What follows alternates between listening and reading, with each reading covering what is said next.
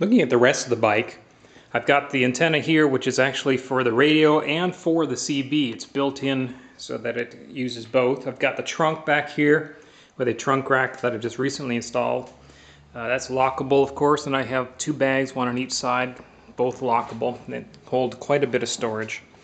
On either side of the back passenger seat, there's two more storage pouches, and there's a storage pouch on the front fairing, right on here, lockable, and then a non-lockable one on the left side over here. Looking at the cockpit area of the bike is a little bit, the first time you look at it, it's a little bit overwhelming, but once you get used to it, all the controls come well to hand, and it's become second nature, really.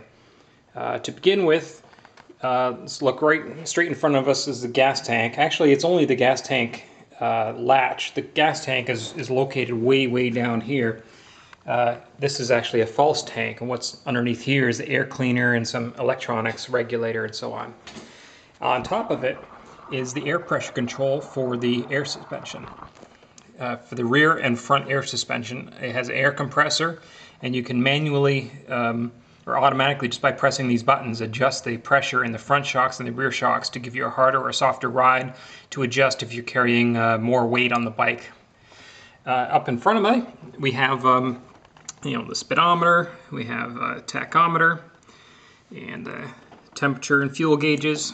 We have the idiot lights here for oil, high beam, neutral light if you're shifted into neutral, and of course your left and right turn signals.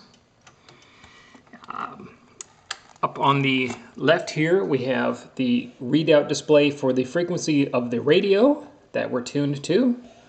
In the middle is an analog voltmeter. On the right is the channel of our CB.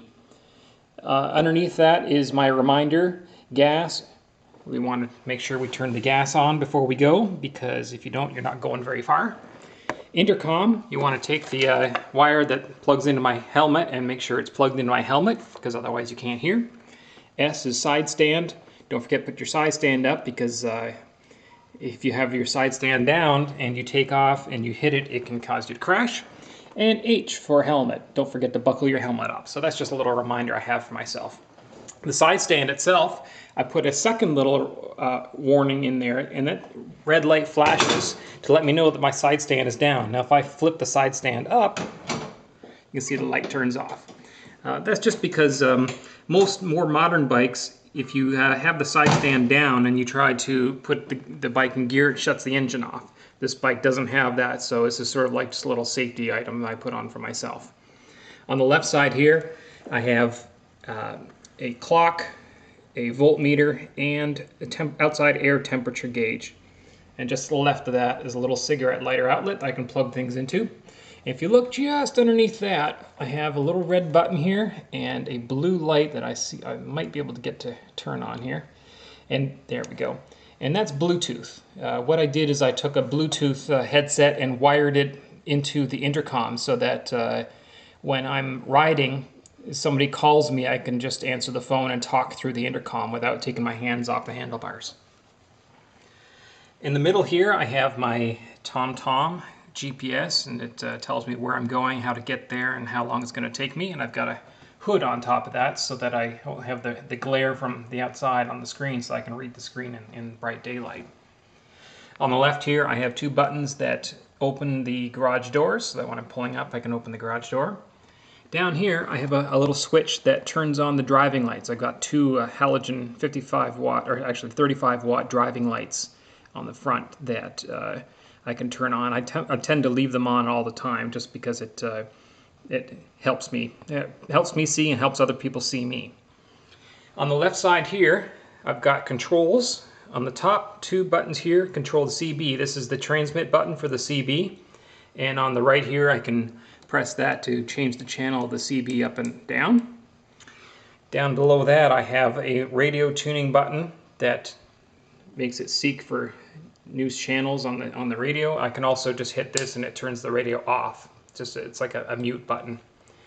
The radio itself is down here on the left. You can see there's the intercom controls right there for the volume and mute for the intercom between the driver and the passenger.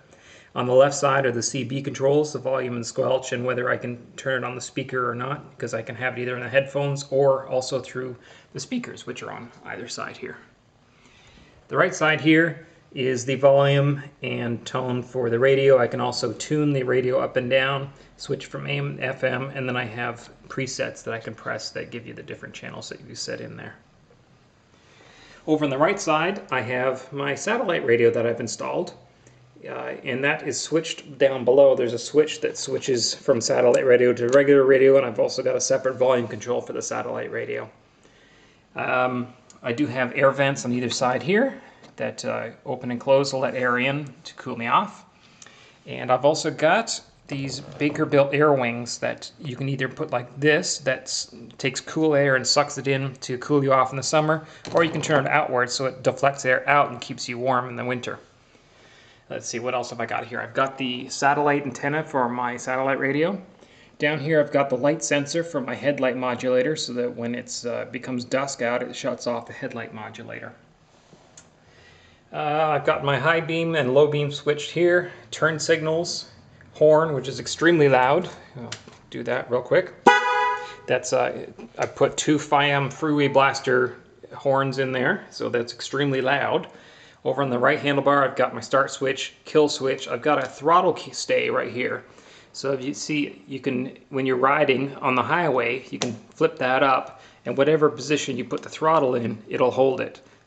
And then it takes the pressure off your wrist, so your wrist doesn't get sore over long distances. When you just turn it off, the throttle will snap back to its original position. On the rear, the passenger has a cable that plugs in as well. I haven't got it out, but it plugs into their helmet. And they also have a little switch right down here, and if you reach underneath it and pull it up, it's a transmit switch for the CB, so the passenger can also talk to the truckers on the road or whoever else you're talking to while you're riding. I do have a battery tender right down here. You see this wire plugged in here, and that wire, basically, whenever I've parked the bike, I plug it in there, and it is a little tender that keeps the battery charged, because the bike does tend to discharge the battery as it's sitting here, and it will kill the battery over a certain amount of time. I believe that's all the controls I've got. Oh, I've got my ignition key up here, and of course your clutch. I'm sorry, the choke clutch is over here, front brake over here, rear brake down here. I do have a heel toe shifter on here. This is shift down, shift up. And that's about it. That's the whole bike. Like I said, it looks a little intimidating at first, but you do get used to it very quickly. And I operate these things without even taking my eyes off the road, and I can, for the most part, even do most of it without taking my hands off the handlebars. You notice I do have a tall windshield on here. I have a slipstreamer windshield that it's a little bit wider. It covers over the edges of the mirror, and it's a little bit taller. It makes a huge difference for the amount of wind and makes a huge difference when riding in the cold. It also makes a huge difference for the passenger because there's a lot less buffeting in the back seat. That's it. That's my 1982 Goldwing Aspencade.